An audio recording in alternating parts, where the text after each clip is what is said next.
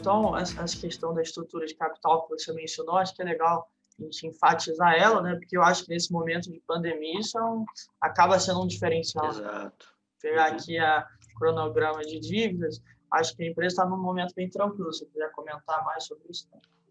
Isso, vamos lá, né? Acho que fica bem claro quando a gente olha o gráfico ali abaixo, né? Que a nossa administração fez um trabalho forte de, a partir do momento que fizemos o aumento de capital do ano passado, fizemos o pagamento das dívidas que tinham um custo maior, começamos a trabalhar só com dívidas com um prazo mais longo. Então, quando a gente pensa em momentos de maior dificuldade, né? Nós temos o caixa disponível e captamos recursos com prazo maior para não ter, eventualmente, como o setor ele é muito cíclico, né, em determinados momentos em que o volume de vendas não seja muito no melhor formato, a gente consegue ainda ter condições de seguir com as operações sem precisar ter que renegociar com credores, né? Então, a gente vê ali em cima, né, que a gente está com hoje uma dívida líquida aí da ordem de 139 milhões, né? Mas isso representa cerca de 17% do nosso patrimônio, né? Então, a gente entende que tem uma condição bastante tranquila em relação a isso, né? Sem contar que o nosso caixa é de 286, se não me engano. Você pode subir só mais um pouquinho, aí a gente consegue ver. Aqui. É 296 milhões. Quando a gente olha nossas dívidas de curto prazo, a gente está falando de 59 milhões de reais, ou seja, a gente está falando de 6 vezes, né, praticamente. Sim, 6 vezes o nosso caixa a dívida de curto prazo é 6 vezes... O caixa que a gente tem disponível dá para pagar 6 vezes a nossa dívida de curto prazo. Então, você vê que essa é uma situação bem tranquila, né? Tá. Legal. Você quer comentar mais alguma coisa no stop?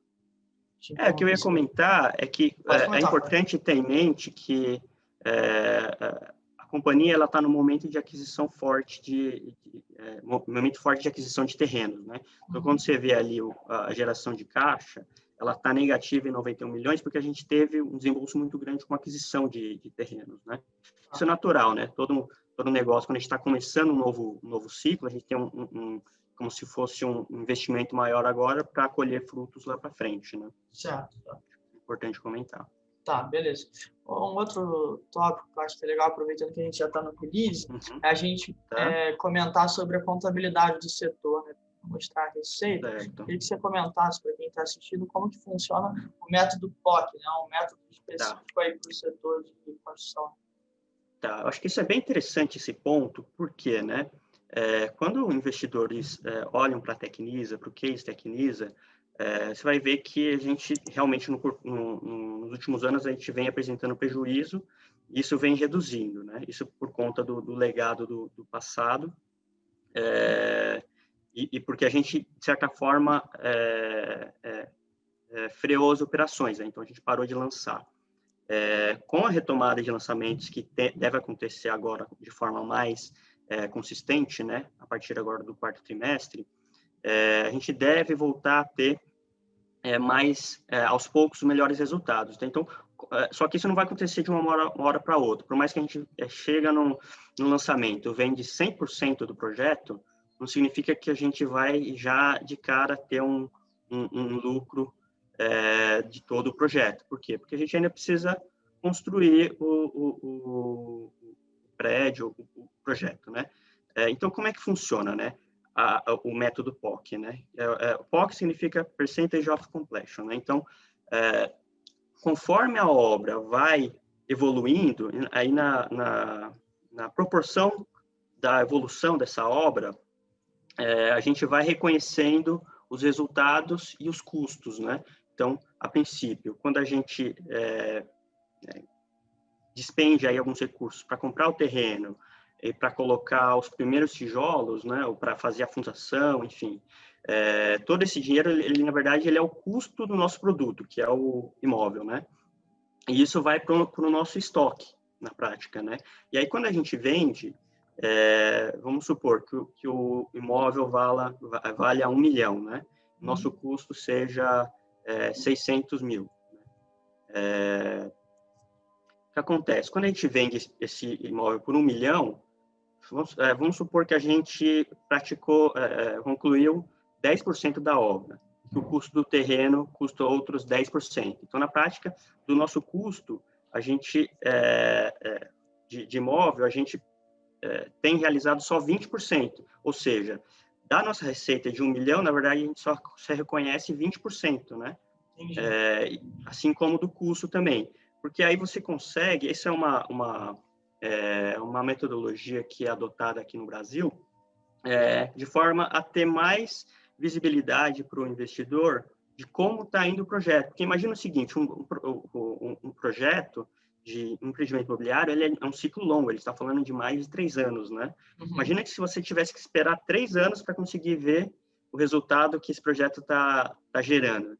Então, você geraria uma insegurança para quem está investindo, para quem está olhando os números da empresa, que seria realmente complicado, né? Mas como você faz tudo na proporção, fala, olha, já concluí 20% dos custos, né? Então, eu tenho 20% do custo e 20% da receita, então o lucro, vamos supor no meu exemplo, né?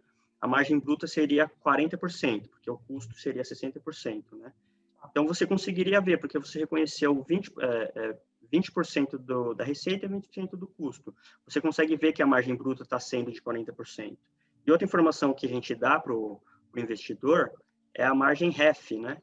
O que é a margem REF? É resultados de exercícios futuros. Então, a gente consegue projetar o quanto a gente ainda tem para reconhecer de resultado conforme for evoluindo as obras, né? Então, é uma forma, em particular, aí do setor, para o investidor conseguir entender o que está acontecendo, o que esperar da companhia nos próximos trimestres, né? Tá, legal. Então, agora vamos só focar um pouco mais na estratégia. Você já até mencionou, mas eu acho que é bom a gente reforçar a segmentação de renda, né, os tipos de empreendimentos e o VGV por produto. Você já mencionou, mas eu acho que é bom a gente reforçar esse tópico. Tá. Um dos diferenciais da companhia é que ele já sabe atuar em vários segmentos de renda, né? Então, a gente acaba conseguindo trabalhar e atuar dependendo da oportunidade que surja, né? Então, vou dar um exemplo, né? No ano passado, a gente fez um lançamento na região de Pinheiros, então uma região, para quem não conhece, não é daqui de São Paulo, a região de Pinheiros, ela fica muito próximo de regiões premium, então a gente está falando da região do Centro Financeiro de São Paulo, ali na Faria Lima, ou da Paulista lá em cima. Então, Pinheiros fica mais ou menos ali nesse miolo, do lado dos Jardins. Então, a gente está falando de uma região muito bem localizada, né? Mas o que acontece? Lá você tem um problema que o custo lá do terreno é muito alto, né?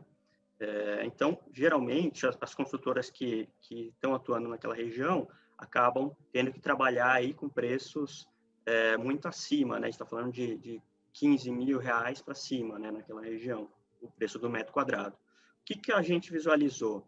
Que existia dentro de São Paulo, na verdade, toda cidade tem, né? Tem um plano diretor, mas você tem a possibilidade de trabalhar dentro de determinados programas, que no caso desse terreno de Pinheiros, a gente viu que a gente poderia trabalhar com um HIS, que é uma habitação de interesse social, né? Que é voltado mais para baixa renda, né? Então, a gente conhecendo como funciona, a gente percebeu que tinha lá uma oportunidade. É claro que não de fato, alguém de baixíssima renda que vai acabar comprando esse imóvel. A gente está falando de imóvel aí com uma limitação de preço da ordem de 240 mil reais, né? Para um apartamento relativamente pequeno, né? Estaria falando aí de 30 metros quadrados, mais ou menos, né? Isso vai dar mais ou menos uns 8 mil, 9 mil reais no preço do metro quadrado, que é muito menor que o preço que se pratica na região, né? A único empecilho que a gente teria seria a renda, né? A renda familiar. Mas qual que foi a nossa principal sacada, né? poxa, tem muita gente que acabou de se formar, está trabalhando lá na região, trabalhando nesse setor financeiro, tem muitas empresas do setor de tecnologia na região também, o Google tem escritório ali na Faria Lima, né?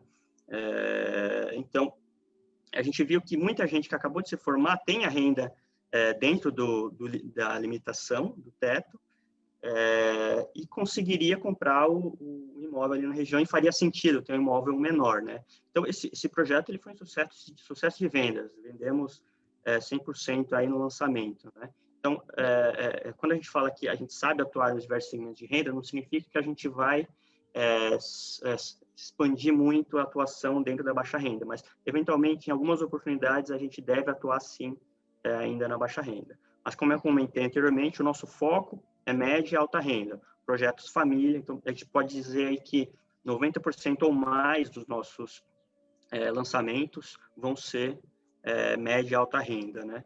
Então, projetos famílias, 2 a 4 dormitórios, apartamentos aí a gente poderia falar acima de 50 metros quadrados até 200, 300 metros quadrados, a depender da região e do perfil, né?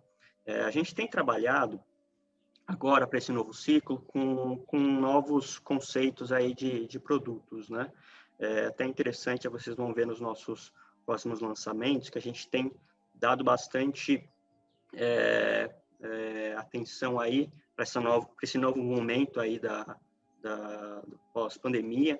Então, a gente está olhando essa questão da necessidade de ter um espaço para home office, né? Mas a gente também entende que dentro do nosso negócio, dentro da nossa estratégia de atuar mais para apartamentos para famílias, né? Que é importante ter uma qualidade de vida importante, então, uma qualidade de vida boa, né? Então, a gente tem também priorizado colocar nos apartamentos áreas verdes, colocar áreas comuns que tragam aí benefícios importantes aí para os nossos clientes, né? Então, eu acho que essa parte de inovação em relação a projetos a gente tem atuado também de forma bem inovadora. Legal. Outro tópico da estratégia de vocês, né, que vocês até colocam lá no site QRI, é a redução de despesas, né? Vocês tiveram uma redução de despesas bem grande, né, nos últimos anos. Se você quiser comentar um pouco sobre isso. Certo. Essa redução que você menciona, né, a gente teve uma redução aí de cerca de 65%, né, no nosso serviço de despesas administrativas aí, desde meados de 2015 até 2018, né? Você vê que é o período que eu comentei anteriormente que a companhia passou por um momento um pouco mais difícil, porque o setor estava num momento difícil, né? Então, ainda não existia a legislação de distratos, existia um problema de como várias incorporadoras acabaram se capitalizando lá em meados de entre 2007 e 2010, né? Teve um volume muito grande de lançamentos por volta de 2011, né? Até 2011, 2012. E aí acabou culminando lá em meados de 2014 na crise do setor, seja porque muitos produtos acabaram chegando no mercado ao mesmo tempo, né? Porque as entregas acabaram acontecendo em meados desse período, né? E muita gente acabou desistindo da compra porque, como tinha uma oferta muito grande, o preço caía, e aí eles tinham a opção de desistir do contrato. Não existia ainda a lei de distratos para pacificar o quanto qual seria a penalidade da pessoa por ter comprado um imóvel na planta e depois desistido, né? E aí a companhia decidiu fazer parar realmente os lançamentos, né? E aí, nesse período, então, foi necessário fazer uma reestruturação da companhia, né? Então, a gente estava falando ali de uma despesa administrativa da ordem de 170, 160 milhões, né? E aí, a gente chegou em 2018, depois, claro, foi bastante, vamos dizer, dolorido, né? Uma redução dessa, porque a gente está falando de pessoas, de famílias, né? Que trabalhavam aí na Tecnisa e que acabavam acabaram saindo, né? Tendo que buscar algum outro lugar, um trabalho.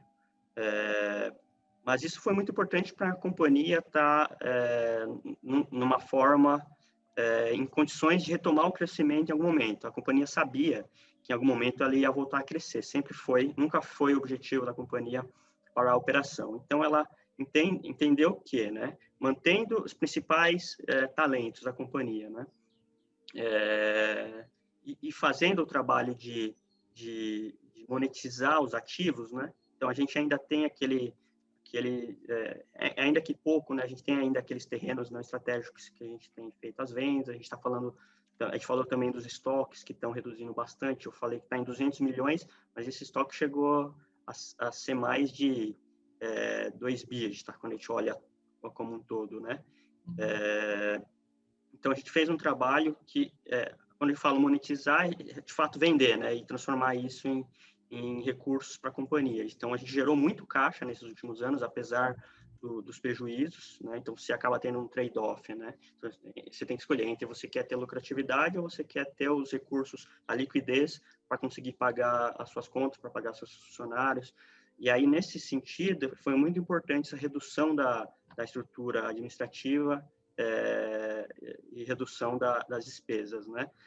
A gente fez até mudança de sede, né, nesse período. A gente continua ainda na região da Faria Lima, mas a gente mudou para um outro prédio, reduzimos a quantidade de andares. Hoje a gente está no primeiro andar do prédio do JP Morgan, ali próximo da Juscelino Kubitschek, aqui em São Paulo. E nosso custo com a locação caiu em 70%. Então, foi uma economia bastante grande e a gente ainda continua acessível aí para as pessoas que vêm nos visitar ali na região da Faria Lima, né?